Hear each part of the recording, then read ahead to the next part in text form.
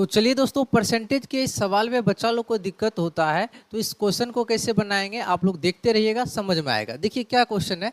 एक परीक्षा में 70% प्रतियोगी अंग्रेजी में, 80% प्रतियोगी गणित में सफल होते हैं तथा 10% प्रतियोगी दोनों विषय में असफल होते हैं। आपको मेन चीज यही ध्यान देना है, 10% प्रतियोगी दोनों विषय में असफल होते हैं। यानी इसका जो वेन आरेख होगा, यानी वेन डायग्राम जो बनेगा असफल पर बनेगा, यानी फेल पर बनेगा।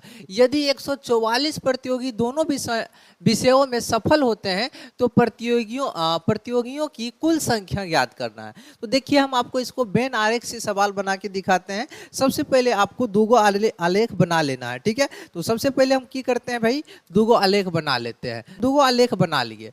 एक में है आपका कौन कौन विषय। पहला है 70% पहले तो देख लेना, दोनों ये 10% प्रतियोगी दोनों विषय में असफल होते हैं। तो आलेख जो बनेगा फेल पर बनेगा, असफल पर बनेगा। तो 10% असफल होता है, ये आपको बीच में रखना है, ठीक है। अब देखना 70% अंग्रेजी में, इधर वाला आपका आलेख इंग्लिश का हो जाएगा, और गणित है वो इधर आपका मैथ का हो जाएगा। 70% आपका सफल होता है, तो बताइए फेल कितना होगा। कहिएगा सर 30% फेल होगा। उसके बाद 80% गणित में सफल होता है, तो फेल कितना होगा। कहिएगा सर 20% फेल होगा। बस ऐसे कर लेना है।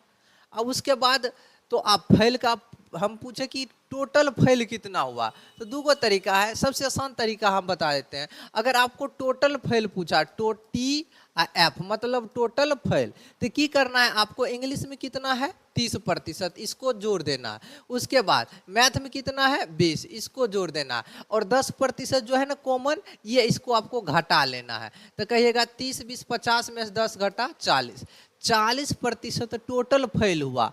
तो 40% टोटल फेल हुआ, तो पास कितना किया। तो हम पूछे टोटल पास कितना किया, तो कहेगा टोटल जो पास होगा सर वो 40 फेल हो गया था, पास होगा 60%।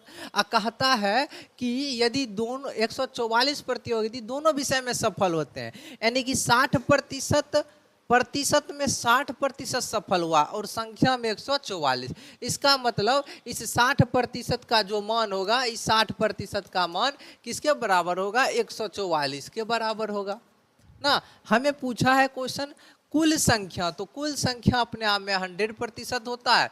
तो 100% का जो मान होगा 144 बट्टा 60 गुने 100। इसको काट दीजिए, लड्डू से लड्डू कट गया, और 6 से काट दीजिए, 6 दूनी 12, 6 चौक 24, तो 240 आपका आंसर हो जाएगा। ऑप्शन नंबर आपका सी नंबर सही जवाब हो जाएगा, ठीक है।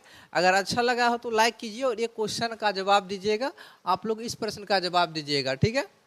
ये 76 नंबर क्वेश्चन, इस प्रश्न का जवाब आप लोग कमेंट करके बताइएगा, ठीक है। चलिए।